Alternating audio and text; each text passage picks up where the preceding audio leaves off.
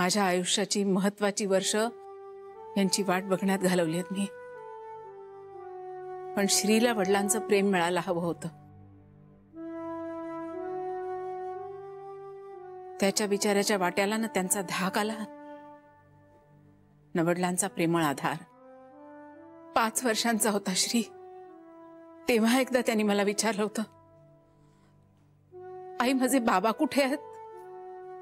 डोळ्यात पाणी आलं माझ्या। उत्तर देताना तारांबळ उडाली माझी। आणि त्या दिवशी माझं लेकरू मोठं झालं। त्याला काय कळलं कुणास ठाऊक, पण पुन्हा कधीच हा प्रश्न विचारला नाही त्यांनी। माझं मत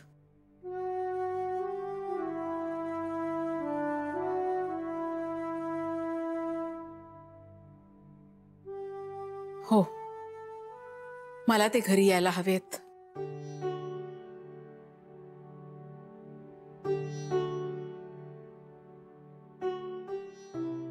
श्रीसाठी, त्याच्या कुटुंबाची चौकट पूर्ण करण्यासाठी। सांगा त्यांना बायकोनी आशा कधीच सोडली होती म्हणावं, पण मुलाला प्रेम देण्यासाठी तरी या घरी परत।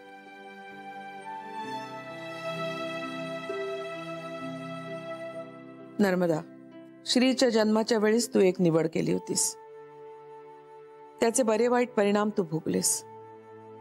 आता तुला आणखीन एक निवड करायची, तेव्हा शांतपणे विचार करून ते कर। तू म्हणशील ते आम्हाला मान्य आहे। आई, माझ्या लेकराचे वडील आपणहून चालत आले दारात, तेव्हा त्यांना दोघांना किमान एकमेकाला भेटण्याची संधी मिळावी असं मनापासून वाटतंय मला। तेव्हा त्यांनी मुलाला नाकारलं होतं। आता जर मी त्यांना नाकारलं तर माझं लेकरू कायमचं पारखं होईल वडिलांना। इतरांचं या बाबतीत काय मत आहे?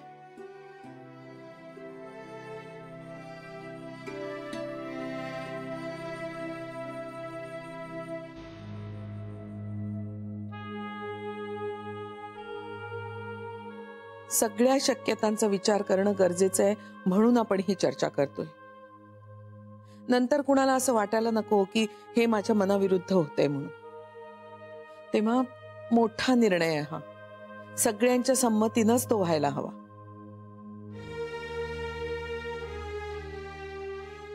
बेबी, आई तू विचारतेस म्हणून बोलते।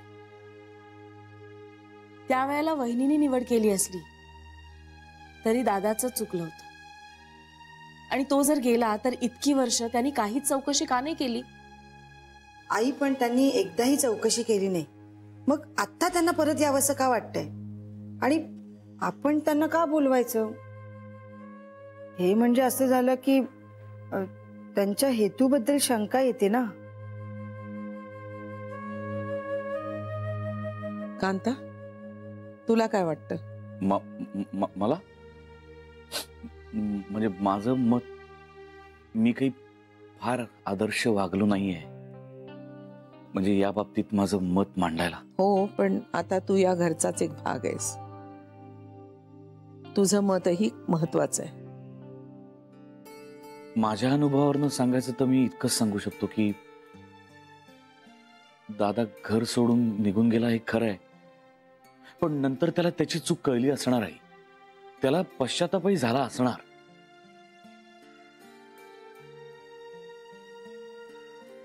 आणि आपल्याला माहिती नाही ना, कदाचित त्याने आपल्याला भेटायचे, आपल्याला शोधायचे प्रयत्न केले असतील। मला असं वाटतं की एक संधी प्रत्येकाला मिळायला हवी। जान्हवी, आई आजी, खरं तर आजी आणि आईंनी हा निर्णय घ्यायला हवा, पण मत विचारात घ्यायचं असेल तर श्रीचं घ्यायला हवं असं मला वाटतं। पण निर्णय मी घेतेय ना। आता कृपा करून कोणी काही असं करू नका की ज्याच्यामुळे हे परत जातील। आणि चूक काय त्यांची झाली तशी माझीही झाली ना। सुवर्ण मध्य गाठणं नाही जमलं मला। आता पुढे काय बघूया ना। श्रीनी भाऊजींना इतकं छान स्वीकारलंय तसं यांनाही स्वीकारेल तो. मी बोलेन श्रीशी. नर्मदा, तुझा मुद्दा कळलाय मला. सरू, मी ताईच्या बाजूने आहे. मलाही असंच वाटतं. म्हणजे वहिनींना जर पुन्हा एकदा संसार करायची संधी मिळत असेल ना, तर ती संधी आपण त्यांना द्यायला हवी. आणि मला काय, माझा दादा घरी परत येणार असेल तर मला आनंदच होईल. मी फक्त शंका बोलून दाखवली. हो, मीही शंका बोलून दाखवली. म्हणजे आपल्या शंकेचं निरसन झालंय तर मग आता आपला निर्णय जो काही आहे तो योग्यच आहे असं मानायला हरकत नाही.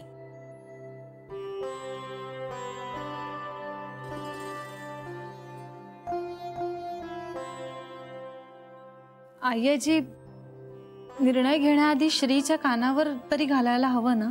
जान्हवी, श्री तिकडे कामानिमित्त गेलाय आणि या गोष्टी फोनवर बोलण्यासारख्या नाहीये. काय बोलणार आहेस तू, काय काय सांगणार आहेस फोनवर? ना धड त्याचं तिथं लक्ष लागणार, ना धड त्याला इथं येता येणार. पण जान्हवी, श्रीला या सगळ्याचा त्रास होईल असं का वाटतंय तुला? नाही म्हणजे मला स्वीकारलंच ना त्याने. हो ना, उलट श्रीला ना आल्यावर असं ते अचानक ते काय म्हणतात ना, ते सरप्राईज. हा, सरप्राईज मिळेल. श्री तसा अनप्रेडिक्टेबल आहे. कदाचित त्याला आनंद सुद्धा होईल.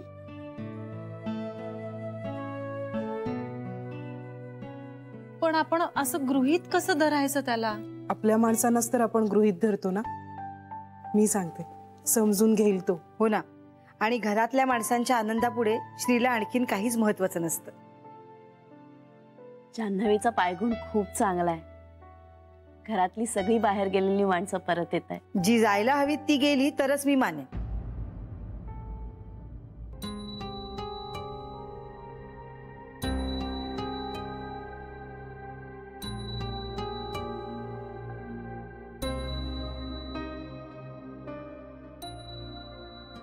म्हणजे या सरूचं लग्न झालं तर मान्य करेन ना, जान्हवीचं बायकोण चांगलं आहे.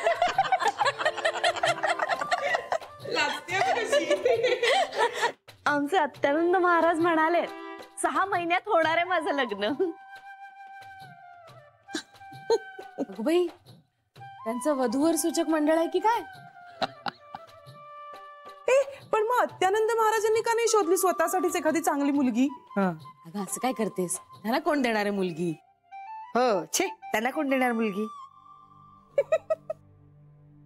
हसा हसा. माझं लग्न झालं ना की पटेल तुम्हाला त्यांची महती. हो हो हो, पटेल पटेल. गप गा.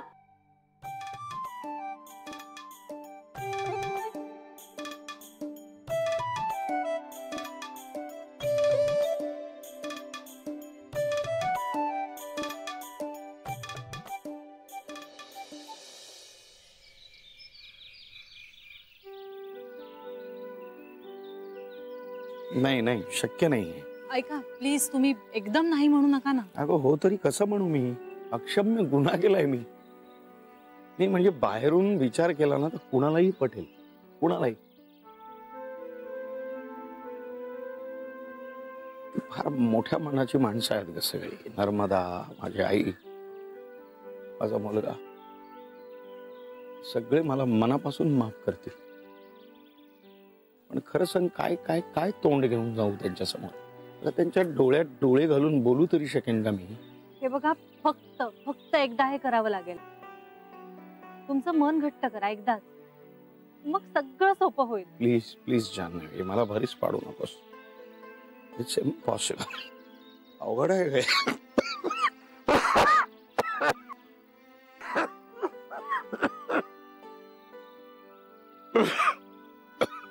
अरे बापरे, तुम्ही ठीक आहात ना?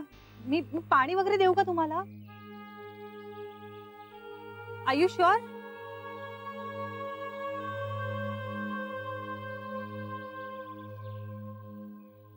बरे आहात ना नक्की? एक विचारू, हे गिल्ट किंवा तुमची अपराधीपणाची भावना यापेक्षा काही वेगळं कारण आहे का घरी न येण्याचं? नसेल तर इतकंच सांगेन, घरात तुमचं स्वागत करायला सगळे तुमची वाट बघतायत, उत्सुक आहेत. सगळ्यांना तुम्ही परत यायला हव्यात. तुम्हाला फक्त तुमच्या गिल्टला बाजूला करायचंय. तुमच्या घरी परत यावं असं नाही का वाटत आहे तुम्हाला? वाटतं, मनापासून सांगतो, वाटतं मला. नाही म्हणजे माझं वय वाढलंय किंवा खूप एकटेपणा आहे आणि एकटेपणानं जगतोय म्हणून नाही सांगत आहे मी.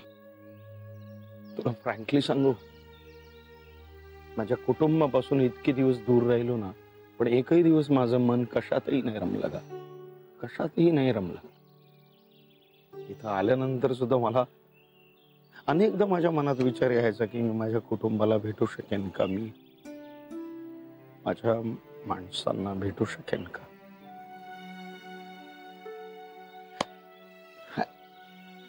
हे सगळं असं इतकं पटकन माझ्या समोर येईल, I never thought of this. I was not prepared for this. I don't know how to react. आपण काहीतरी प्लॅन करतो आणि घडतं काहीतरी वेगळंच. पण यालाच आयुष्य म्हणतात ना.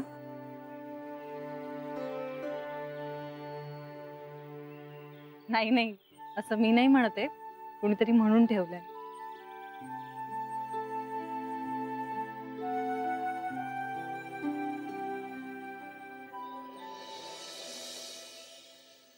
श्रीला कळवायला हवं. आई आजी नको म्हणत असल्या तरी मला ते गरजेचं वाटतंय. एवढं सगळं चाललंय आणि त्याला त्याचा पत्ताच नाहीये असं नको. तो मॅच्युअर आहे, समजून घेईल. पण आपण सांगितलंच नाही असं नको व्हायला.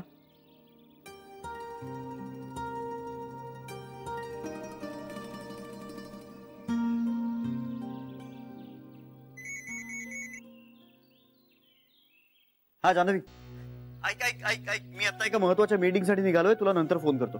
आता अजिबात वेळ नाही. अगदीच बोलायला वेळ नाहीये का तुला? नाही, आता अजिबात शक्य नाहीये. तुला नंतर फोन करतो. हा, बाय.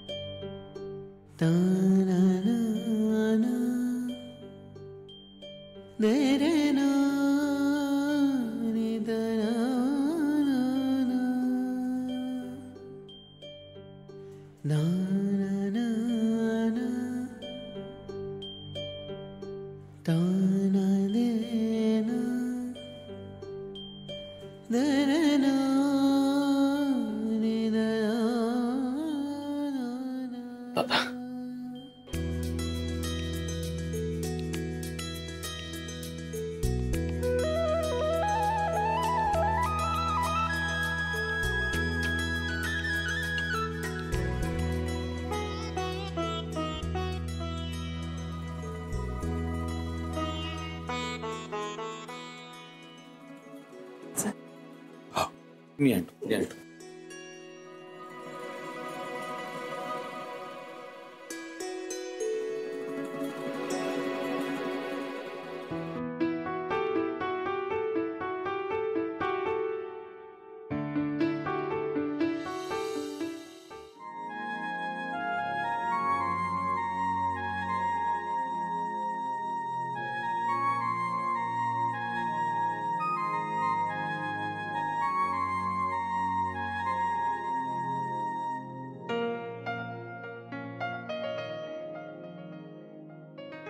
चहा घे ना. हो.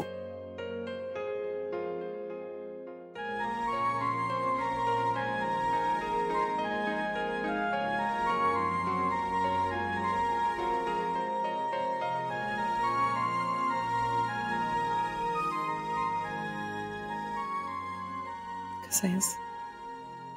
बरं.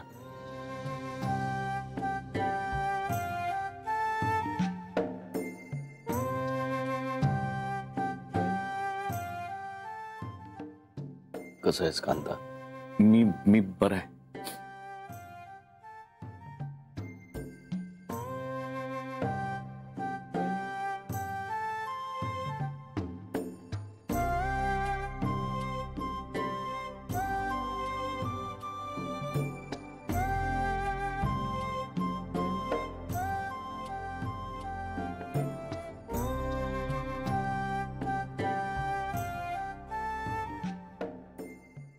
बऱ्याच वर्षानंतर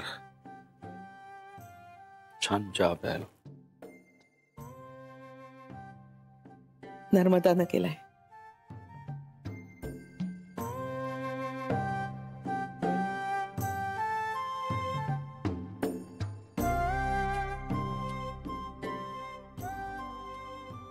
कांता, याचं सामान नर्मदाच्या रूम मध्ये ठेव. हो.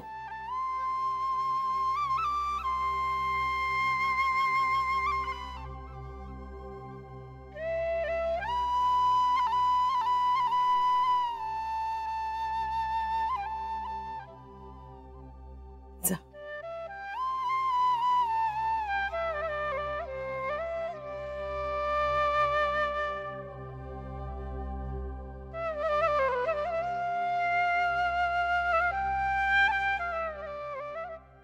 जान्हवी, श्री कधी येणार आहे ग? येईल उद्या सकाळीच येईल कदाचित. मला खात्री आहे तो ना खूप खुश होईल. त्याला त्याचे बाबा भेटणार आहेत. खुश न व्हायला काय झालं? खरंच खूप खुश होईल तो. श्रीला सरप्राईज मिळू दे.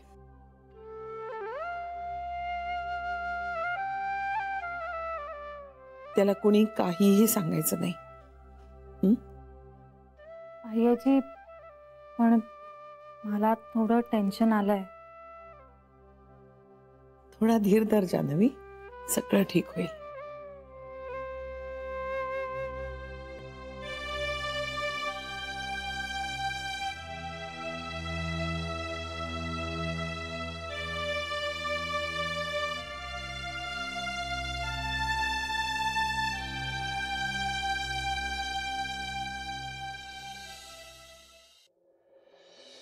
ताई, असं काय करतेस तू?